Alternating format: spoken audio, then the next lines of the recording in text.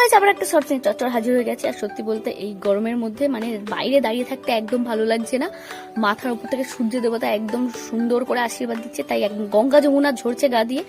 তো এই যে মনসা গাছটা দেখালাম না, এইটাই আজকে মনসা পুজো হয়েছে। আর বিকেলে কিন্তু খিচুড়ি খাওয়ানো হবে, এরকম কিন্তু প্রতি বছরই হয়। আগে আরো বক্স চলতো, মানুষজনের বেশি ভিড় ছিল, তখন যে যার কাজে বিজি। তো যাই হোক, তারপর ওই যে ড্রেস পরেছিলাম, ওই ড্রেসটা পরে বিকেলে একটু রিলস করছিলাম ইউটিউবের জন্য। তোমরা যারা এখনো পর্যন্ত আমার চ্যানেলটা সাবস্ক্রাইব করোনি বা আমার চ্যানেলে গিয়ে ভিডিওগুলো দেখোনি, তারা অবশ্যই গিয়ে দেখো প্লিজ প্লিজ প্লিজ। তার কিন্তু দেখতে পাবে আমি কি রিলস বানিয়েছিলাম ওই ড্রেসটা পরে।